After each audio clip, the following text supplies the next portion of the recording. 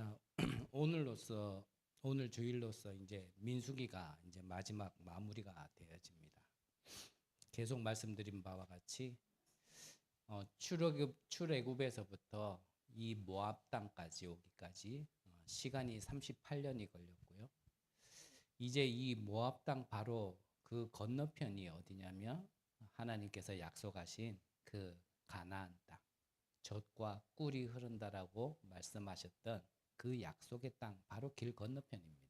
강 건너편이죠. 이제 민수기까지가 이제 그 38년 동안 애굽에서 이 모압 땅까지 이제 걸어왔던 시간들이고, 이제는 더 이상 걸어가는 게 아니고 이제 강을 건너서 이제 약속의 땅을 정복하는 그 마지막이 이제 이 민수기로 이제 마무리가 되어지는 겁니다.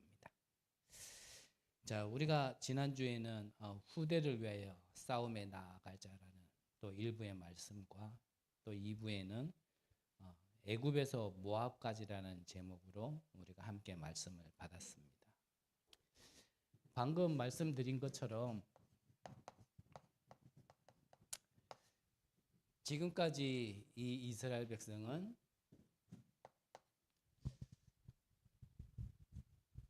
이 광야를 38년 동안 걸어왔습니다.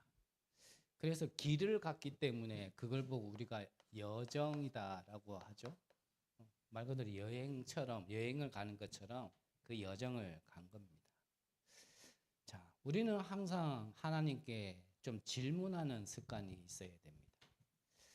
자, 하나님께서 왜 일주일 정도만 걸으면 갈 수 있는 거리를 자그만치 38년을 걷게 하셨을까?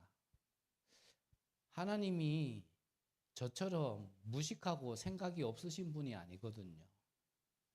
그렇다면 일주일이면 되는 거리를 38년을 걷게 하신 거에는 분명한 하나님의 뜻이 있는 겁니다. 그 뜻을 질문하지 못하면, 그렇다면요, 이 여정 속에 우리는 가지고 가지 말아야 될 거를 수두룩하게 가지고 가게 되는 거죠. 자, 이 광야를 걷는 동안에 하나님의 뜻은요, 가나안 땅에 가지고 들어가면 안 되는 그 버릴 것을 버리고 가라라는 하나님의 뜻이 있는 겁니다. 그래서 38년은 고난의 여정이 아니고요, 우리가 참된 영원한 응답을 받기 위한 그 여정의 길을 가는 거였거든요. 그런데 이 여정의 길 속에 사실상 우리가 지금까지 계속 성경을 봐왔지만 이스라엘에게는 많은 사건들도 있었고 문제들도 있었고 또 이런 어려움들도 있었거든요. 그래서 이런 사건, 일, 어려움 속에 빠지면, 그러면 가나안 들어갈 때 가지고 들어가지 말아야 할 걸요. 이제 계속 가지고 가는 겁니다. 결국은 이 여정 속에 여기에 빠지게 되면 결국 이거를 가지고 가는 것밖에 안 되겠죠. 상처. 그게 트라우마 아닙니까? 그래서 지난주에도 말씀드렸지만 이 트라우마라는 이 단어의 어원이 뚫렸다예요. 뚫렸어. 이게 뻥 뚫린 거예요. 근데 그게 다른 거로 메꿔지지 않는 뚫림이란 말이죠. 뭔가 뻥 뚫리니까요, 사람은 어쩔 수 없어요. 그거를 메꾸기 위해서 무엇인가를 한단 말이죠. 그래서 자꾸 더 틀린 답을 찾게 되는 겁니다. 그 뚫린 것에 그 상처를 위로받고 그거를 채우려고 누군가는 마약을 접했는데 마약 중독에 빠지게 되는 거고요. 누군가는 알코올을 접했는데 그게 알코올 중독이 되어버리고, 누군가는 그게 도박으로, 누군가는 돈이란 거로, 또 누군가는 사람이라는 걸로. 그게요, 이제 딱 하나님이 주신 그 계획, 이유를 모르고 다른 걸 먼저 딱 접했는데 이게 답처럼 되어버리니까 거기에 중독이 되어버리는 거예요. 쉽게 말하면 그게 집착이란 말이에요. 이제.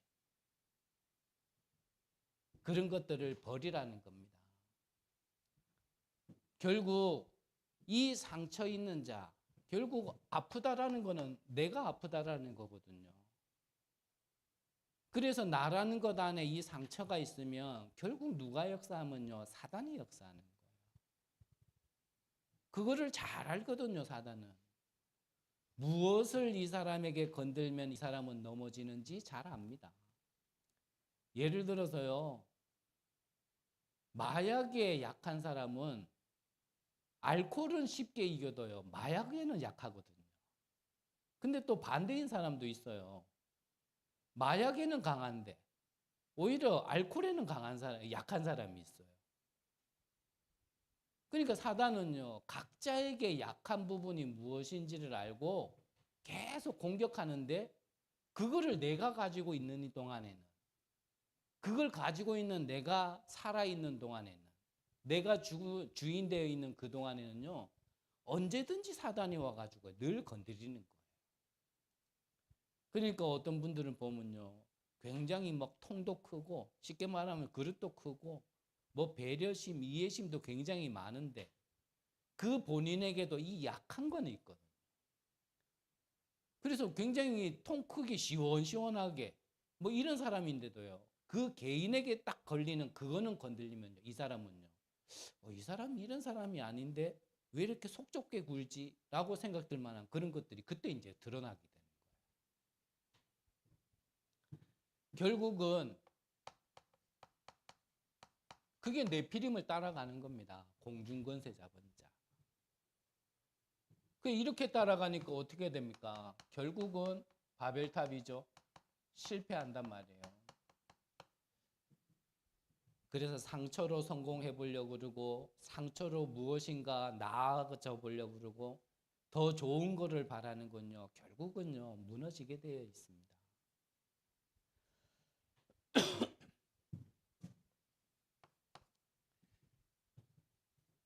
욥기서 3장 25절에 보니까요,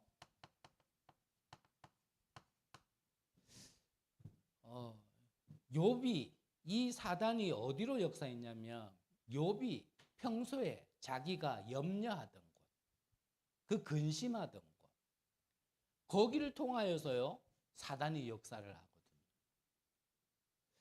그 당시 욥은요, 하나님을 잘 믿는 의인이다 칭함을 받은 자거든요. 그런데도 불구하고 무엇을 가지고 있었냐면, 이런 상처를 가지고 있고 염려를 가지고 있고요, 불신앙을 가지고 있었는 겁니다. 그리고 베드로전서 5장에도 보면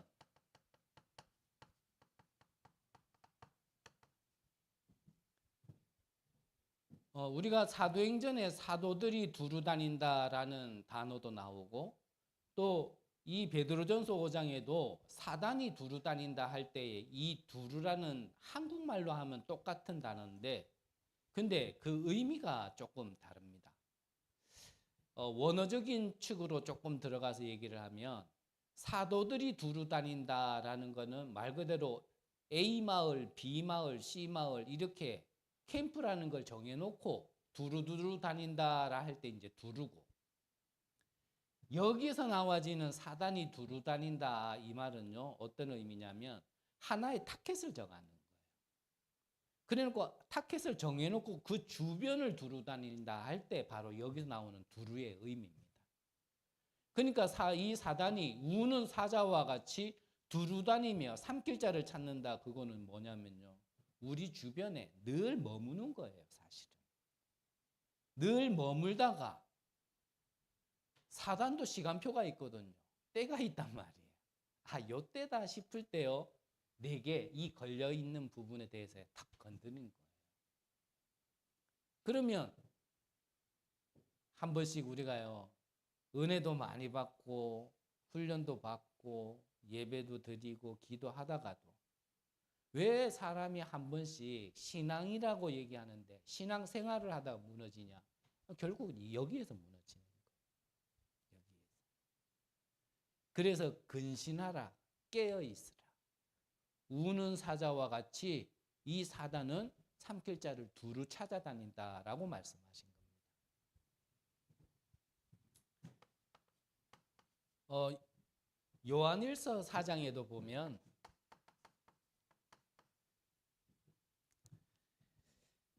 두려움에는 뭐가 따라다니냐면 형벌이 따라다닌다 그랬습니다. 그래서요, 우리가 늘 24시간 365일 뭐 불신앙 안 하고 염려 안 하고 그렇게 지낼 수만은 그럴 수는 없지만 우리가요, 언제나 이런 부분이 있다라면 사단에게 공격당하고 또 그거로 인하여 우리는 좀 무너질 수 있는 그런 부분도 있다라는 것은 우리가 한쪽으로는 알고 있어야겠죠. 그래서 내 자신도 가능하면 한 번도 안 무너질 수는 없겠지만 내게 이 사단의 통로가 되어지는 그게 어떤 부분인지 사실은 우리가 점검을 해야 되고요. 그 부분이 사단의 통로라면 그 부분을 허용하고 늘 방관하는 것은 아니겠죠.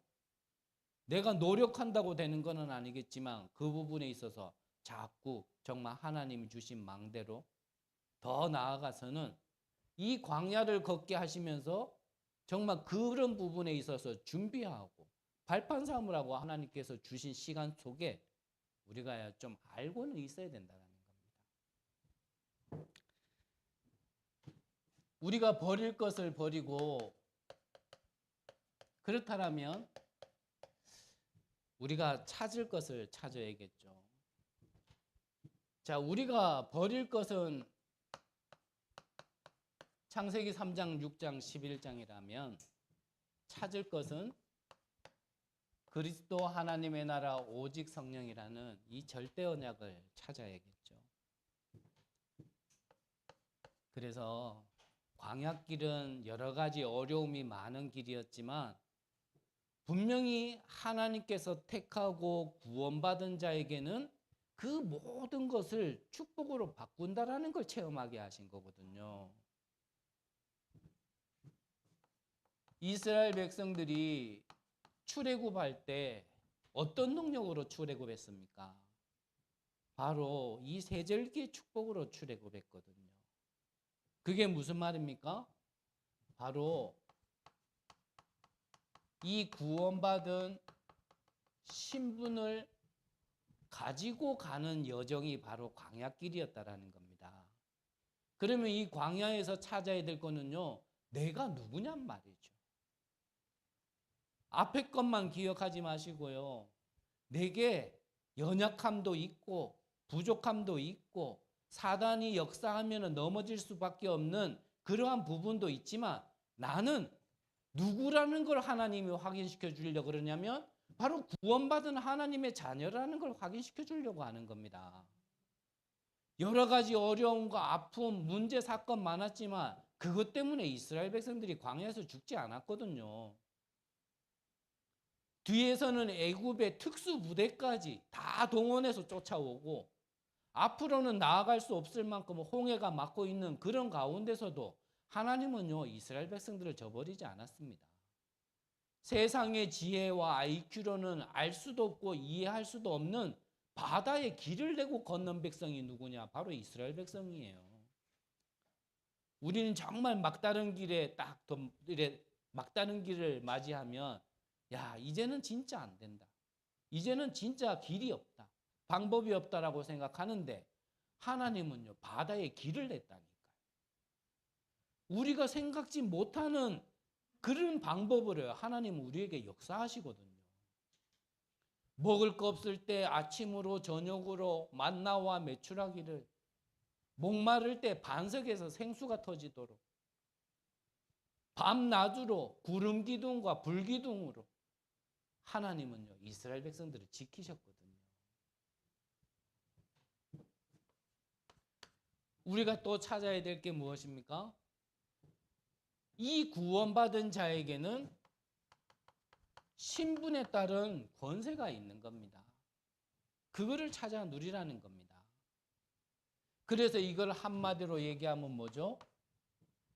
분명히 광야는 고된 길, 여정의 길인데 고된 것 속에 우리가 눈을 뜨고 봐야 될 거는 영적 사실이란 말이죠. 영적 사실을 눈뜨고 보니까 이 길은 고난의 길이 아니고 성삼위 하나님께서 나에게 예비한 길인 거예요. 나에게 축복 주시려고 예비한 길, 인도하신 길로 가고 있는 겁니다. 그래서 우리가 이 길을 갈 때는 세상이 알지 못하는 비밀을 하나님께서는요, 알게 하시는 거예요. 너는 구원받은 하나님의 백성이야. 다른 사람들은 어려움 때문에 넘어지고 힘든 것 때문에 불신앙하고 상황이 안 되어지면 원망하고 그게 하나님 모르는 이방인들이 사는 저 바깥에서 사는 사람들의 삶이지만 너는 아니야. 그 속에 알지 못하는 이 비밀을요, 하나님은요, 깨닫게 하시는 거예요. 그 모든 것들이 축복의 발판이 되어질 수 있도록. 그거를 알게 하는 길이 지금 여정의 길을 걸어온 겁니다. 여기에서 하나님의 역사를 보면서 확신 가질 수 있도록. 그래서 내가 싸워서 열심히 해서 승리하는 게 아니라 이 하나님 인도하시는 그 흐름 속에만 있는데 싸우지 않고 승리하는 비밀, 그 흐름. 그래서 구원받은 하나님의 백성은 영원한 응답, 승리의 삶을 살 수 있도록, 전도자의 삶을 살 수 있도록. 그 걸음은요, 빛을 비추는, 모두를 살리는 캠프의 걸음인 겁니다. 하나님은요, 이걸 알게 하시려고 38년을 걷게 하셨단 말이죠. 그래서 우리는 좀 다르게 봐야 된다니까요. 문제 터지고 사건 터지고 나에게 어려움이 왔을 때 이전에 내가 가진 눈과 내가 체험한 것으로, 즉 뭡니까? 트라우마로. 괜히 자라보고 놀란 가슴 소뚜껑 보고 놀란다잖아요. 문제도 아닌데 문제라고 생각하고 염려해야 될 거 아닌데 하나님은 축복 주시고 이거 확인하게 하시려고 그러는 건데 그것 때문에 걱정하고 그걸로 보는 게 아니라 이 시선으로 봐야 된단 말이에요. 그러면 이전에는 몰랐던 것들이 보여지고요. 이전에는 몰랐던 것들이 굉장히 많이 확인되어집니다. 그게 바로 재해석, 재적용, 그래야 재창조의 응답이 온다라고 말씀드린 거고요. 자, 우리에게는 시작은 버려야 될 것으로 가득 찬 상태 속에서 우리는 시작했습니다. 하지만 우리는 구원 이후의 여정의 길 속에 그걸 바꾸는 거예요. 어떻게 해요? 이래 된 거를 이렇게 바꾸는 겁니다. 그것을 이제 다음 주부터 보겠지만 이 가나안 땅 바로 건너편인 이 모압 땅에서요, 이스라엘 백성들에게 다시 한번 각인시키는 겁니다. 그러면 각인된 거는요, 뿌리 내려지게 돼 있어요. 그게 우리의 체질이 되어졌다라면 이게요, 이제 영적 시스템. 다른 말로 하면 하나님의 망대가 내 안에 이제 세워졌다라고 이제 표현을 하는 겁니다. 그러면 우리는 이미 구원 받을 때부터 출애굽할 때부터 우리는 응답을 받고 지금까지 왔지만 그건 어찌면 보면은 보이지 않는데 내면의 응답이고 언제부터 그렇다면 드러나는 응답, 다른 사람들에게 보여지는 응답, 그러한 증거들이 나타나냐? 이제 이게 될 때부터. 그래서 이때까지는 아이고 나는 응답도 안 되고 뭐 나는 되지 않고 그렇지 않습니다. 보이는 게 안 됐을 뿐이지. 그러니까 맨날 말하는 것 똑같고 하는 것 똑같지만 무엇은 하나님이 지금까지 계속 역사하고 계셨냐면 이거를 이렇게 바꿀 수 있도록요. 내 안에 진짜 바꿀 거를 버려야 되고 찾아야 될 걸 하나님은 계속 작업하고 계신 거예요. 그런데 한 가지 우리가 좀 기억해야 될 거는 이제 시간이 얼마 없다라는 거. 그럼 나는 이제 얼마 없으니까 뭐 그런 말이 아니고요. 성경의 흐름으로 보면 이제는 여기에서 이제 딱 분별이 되어지는 겁니다. 지난주에도 말씀드렸지만 이제 여기까지 오기까지 하나님이 많은 은혜와 많은 역사와 많은 증거를 주셨는데도 불구하고 또 원망하고 불평하고 불신앙하는 사람들은 가나안 땅에 못 들어갔어요. 근데 똑같은 걸 보면서도 하나님의 언약을 붙들고 그 언약이 성취되어질 거라고 고백했던 두 사람을 통하여서야 하나님은요 후대를 데리고 가나안 땅에 들어갔거든요. 계속 뭐 메시지 할 때마다 마지막이다. 그 마지막은 그럼 다음 주에도 얘기할 거냐 알 거 아니야 얘기하겠지만요. 영적인 흐름과 시간표로 본다라면 이제는 우리가 좀 결단을 해야 되죠. 그 시간표의 마지막까지 왔다라는 겁니다. 자, 그러면 본론으로 그렇다면 우리는 이 어려움과 이 많은 문제들을 어떻게 해야 될지에 대해서 우리는 한 몇 가지 좀 하나님 앞에 질문을 하면서 답을 찾아야 됩니다. 자, 첫 번째 질문은 뭐냐면요. 이 시간들을, 이 광야의 시간들을 통하여 하나님이 하시고자 하는 그 하나님의 계획은 무엇입니까? 라고요. 좀 기도해야 됩니다. 뭐 자주 또 늘 드렸던 말씀이기 때문에 또 말씀드리면 시간만 가지만 근데 또 말씀드릴 수밖에 없어요.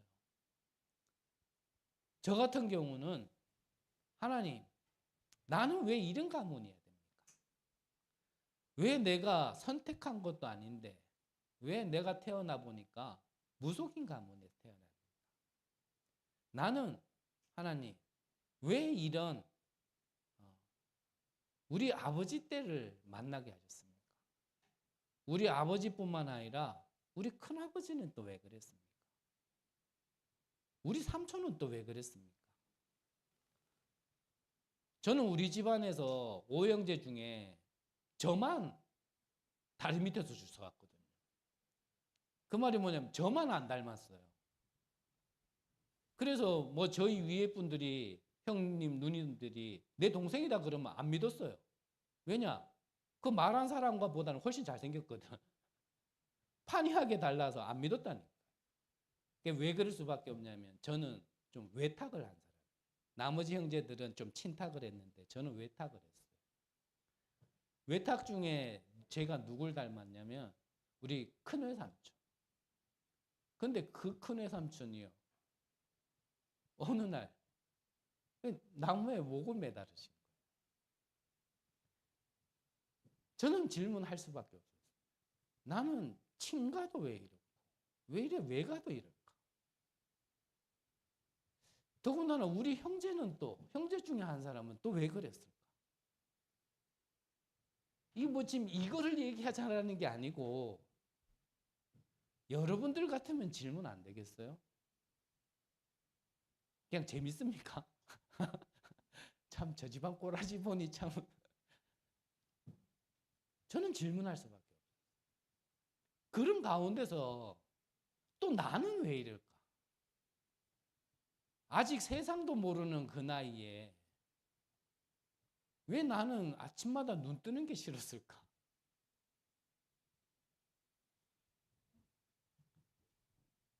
저는 복음을 알고 막연하게 구원받았다라는 확신 속에서 하나님의 약속인 말씀에 근거하여 내가 구원받았다라는 걸 안 이후에는요. 그 모든 것들을 질문했습니다. 하나님, 무엇 때문입니까? 어쩌다 한 명도 흔하지 않는데 이거는 발에 밟히는 게 그런 사람이니 이게 뭡니까? 내게 지난날의 여러 가지 어려움과 문제들과 내게 주어진 상처.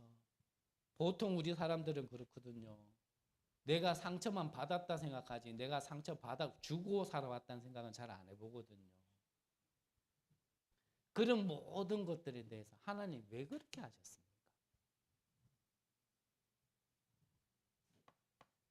질문을 해봐야 우리는요 무엇을 찾을 수 있냐면 말 그대로 진짜 숨겨진 하나님의 계획이 찾아집니다. 안 그러면 보여지는 게 전부예요.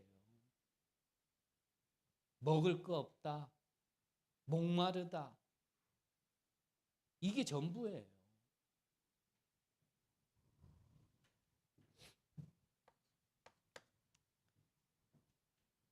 이 하나님의 계획 속에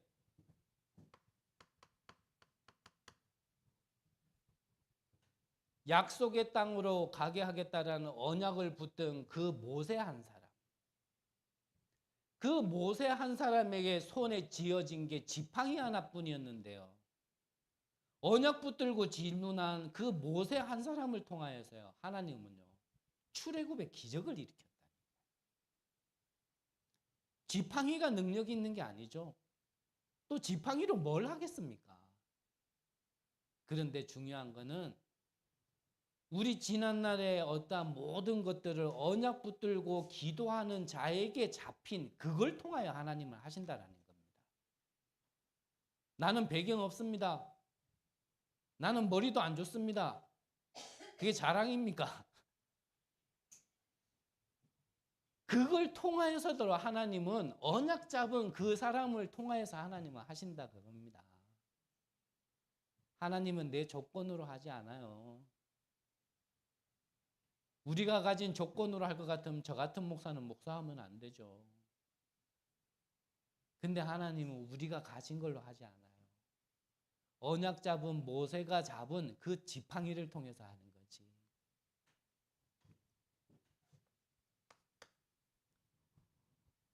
우리가 이러한 하나님의 계획을 질문하고 우리가 언약을 붙들을 그때가 그게 결국은 뭐냐면요. 우리의 영적 상태가 살아나는 시간입니다. 반대로 내가 이 질문을 하지 못한다라는 거는요. 내 영적 상태가 사실은 죽은 거예요. 그냥 주어진 환경, 보여지는 것 그것만 가지고 자꾸 그거는요. 사실은 영이 죽은 겁니다. 보이지 않는 부분 하나님의 계획을 두고 언약을 두고 기도할 수 있는 그게요. 영이 살았는 겁니다.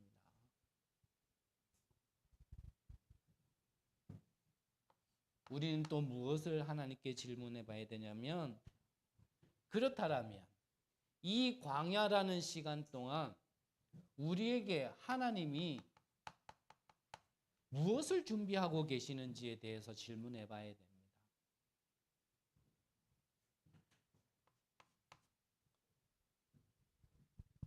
우리는 보통 그렇잖아요. 예수가 그리스도다. 모든 문제 해결자다. 이제 그 그리스도가 나의 주인이니까 이제 팔자 폈다. 이렇게 생각을 하거든요. 아무 문제도 없을 것 같고 아무 어려움도 없을 것 같고. 근데 이거 웬걸? 모르겠습니다. 저는 잘못 믿어서 그런지 모르게도 성경 보니까 잘못 믿은 것 같지는 않은데 믿는 그 순간부터요. 이게 또 다른 어떤 고뇌와 이 또 다른 걱정과 어떤 또 다른 차원이 다른 문제들이 내게 다가오는 거 있죠. 그래서 어떤 면에서는요. 저도 목사긴 하지만 야 이게 진짜 목사만 아니면 확 이런 것들도 많아요. 야 목사라서요. 하고 싶은 말 다 못하겠고요. 내 성질 안 그런데 좀 때로는 착한 척도 해야 되고 이거 막 이럴 때도 많거든요. 우리가 구원받으면은 잔잔한 파도를 만날 것 같고 탄탄대로처럼 넓고 절대 굴곡이 없는 길을 갈 것 같지만 사실 그렇지 않거든요. 우리가 하나님이 이 광야길 동안 이제 끝났을 거라고 생각했는데 이스라엘 백성들이 군대 쫓아오죠. 홍해 막혀 있죠. 먹을 것 없죠. 어디 제대로 잘 만한 것도 없죠. 더군다나 누군가는 우리가 가는 길에 길을 막죠. 누군가는 싸움을 걸어오죠. 또 누군가는 시켜서 막 저주 퍼붓죠. 야, 이거 뭐 그런 모든 것들을 통하여 하나님은 무엇을 하시려고 하시냐 이 말입니다. 하나님은 홍해 한번 건넜으면 됐지 또 요단을 건너라 합니다. 근데 이 요단을 건너면서 하나님은 무엇을 준비했냐? 후대에게 길이 남길 만한 기념비를 남기게 하셨다니까요.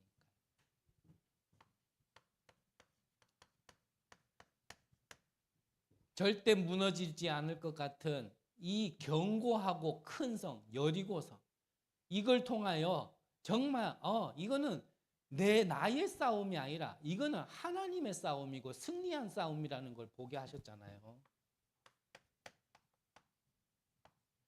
아모리 연합군 앞으로 다가올 문제입니다. 이스라엘은 들어가 보지 않은 땅이기 때문에 지형도 몰라요. 그런데 해까지 지내. 여기에서 하나님이 어떤 역사를 일으켰습니까? 전무후무한 응답을. 어떻게 해요? 해와 달아 멈추어라. 하나님은요, 우리에게 영적 축복을 준비하고 계시는 겁니다. 그래서 염려하지 말라는 거예요. 진짜 우리가 하나님을 믿는다라면 그래서 걱정하지 말라는 겁니다. 보이는 거는 분명히 문제로 다가오고요. 보이는 거는 정말 우리가 위기를 만난 것처럼 다가오지만 보이는 것 말고 우리가 보이지 않는 하나님의 숨은 것을 본다라면 그 모든 걸 통하여 우리에게 영원한 응답을 주시려고. 그게 올 한 해의 주제 아닙니까? 영원한 응답. 마지막으로 우리가 질문해 봐야 될 게 무엇이냐면, 자, 우리는 대부분 사람들은 그렇습니다. 응답 받으면 그 응답 때문에요. 그 응답 놓치지 않으려고 그게 너무 좋아서 대부분 거기에 머물거든요. 엘리야를 따랐던 여러 제자들이 있지만 엘리야 마지막에 대부분 제자들은요 길갈, 여리고, 베델에 머물렀습니다. 근데 엘리야를 끝까지 쫓아갔던 한 제자가 있습니다. 그게 바로 엘리사입니다. 그 엘리사는요 길갈, 여리고, 베델 보이는 응답에 주저앉지 않고 보이지 않는 응답을요 달라 그랬어요. 그게 뭡니까? 선생님에게 있었던 갑절의 영감을 내게 주옵소서. 여러분들은 보이는 거는 주시면 감사하고 안 주시면은 어차피 본전이잖아요. 어차피 내 거 아니었는데 맞죠?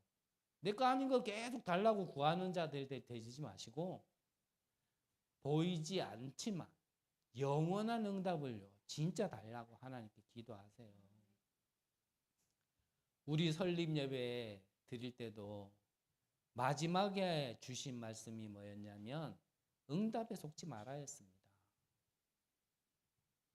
처음 듣는 것 같으면요 여러분들 회개하셔야 되고 응답에 속지 말아야 했다니. 대부분 응답 오면 그게 좋아가지고 정신 못 차려요. 그때 정신 나가 이래가지고요. 그때 우리는요 정신 차려야 돼요.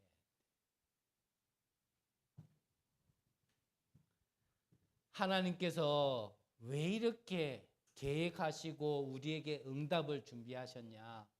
거기에 대한 하나님의 목표가 있기 때문에 그래요.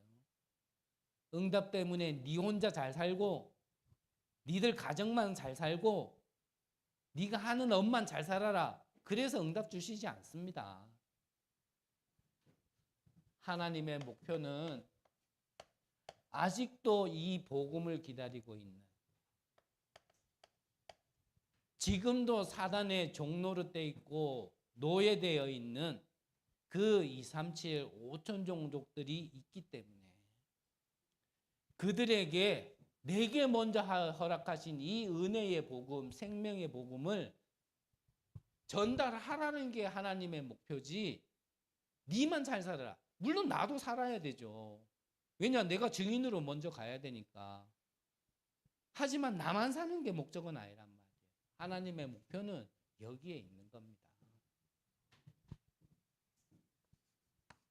그리고 하나님의 목표는요,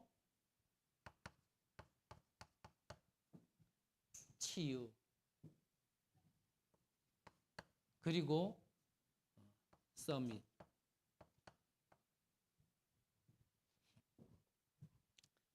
그래서 우리가 이제 광야길을 다 걸어간 마지막쯤에 정말 우리가요, 좀 어찌 보면 하나님을 두고 우리가 질문해보고 생각해보는 거는 뭐 기도라 해도 되지 않겠습니까? 내 중심된 걸 자꾸 생각하니까 생각하지 마라 그러지.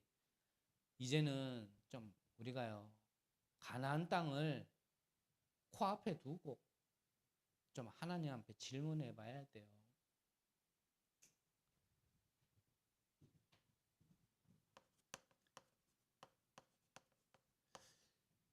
저는 참 좀 그런 생각이 자꾸 들어요.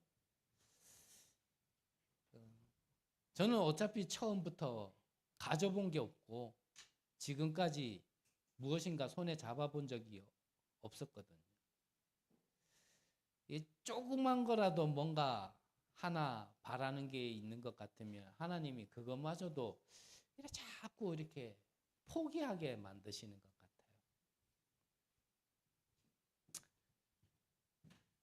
긴 얘기는 드릴 수는 없고, 그래서 좀 진짜 기도를 시작해야겠다.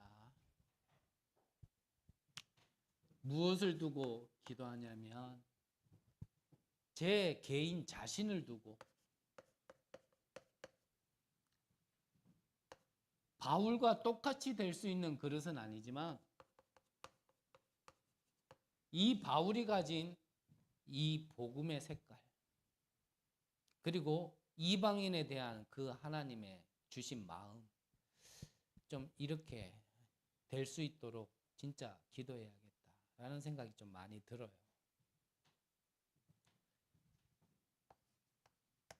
하나님이 저보다 제 자신을 더 잘 아시겠죠? 사단도 저보다 저를 더 잘 알 겁니다. 제가 준비되어진 만큼 성경의 약속대로 하나님은 제게 만남을 주시지 않을까 저는 기도하기로 했습니다. 그래서 사람이라기보다는 정말 하나님, 내가 먼저 준비되고 정말 내게 준비되어진 만큼 하나님 제자를 붙여달라고. 그래서 루디아와 같이 또 야손과 같이 이 브리스가 같은 제자를 하나님 붙여주세요. 그 이전에 내가 먼저 준비되게 해주세요. 그래서 루디아 같은 경우는 나를 주 예수를 믿는 자로 알거든 내 집에 유하라, 들어와 유하라 그랬거든요. 이 루디아가 바울을 볼 때 이미 먼저 그렇게 봤기 때문에 그렇게 얘기했겠죠. 브리스가 같은 경우는 바울을 위하여 자기의 목도 내놨다 그랬습니다. 그들이 바보가 아닌데 목숨 내놓지 않아야 될 일에 내놓지는 않았을 거라고 저는 생각합니다. 그러면 제가 준비하고 있다라면 하나님은 어딘가에 이러한 제자를 준비시키고 계시지 않을까. 제가 준비된 그 시간표에 준비된 제자를 만나게 하지 않을까. 그래서 바울 팀처럼 예수님도 둘씩 짝지어서 현장으로 보낸 것처럼 바울도요. 항상 혼자 다닌 게 아니고 이 팀으로 함께 다녔거든요. 이 팀을 통하여서 먼저는 교회가 문 닫는 이 시대에 교회를 살려야겠죠. 그래서 교회 안을 좀 살릴 수 있도록. 그리고 우리가 교회에 부흥시키는 게 목적이 아니잖아요.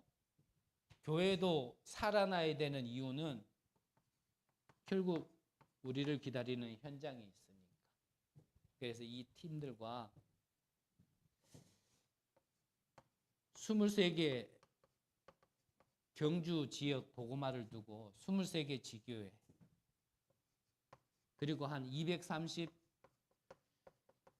다락방 운동에 좀 시작을 이때부터 할 수 있지 않을까라고 좀 기도하기로 했습니다.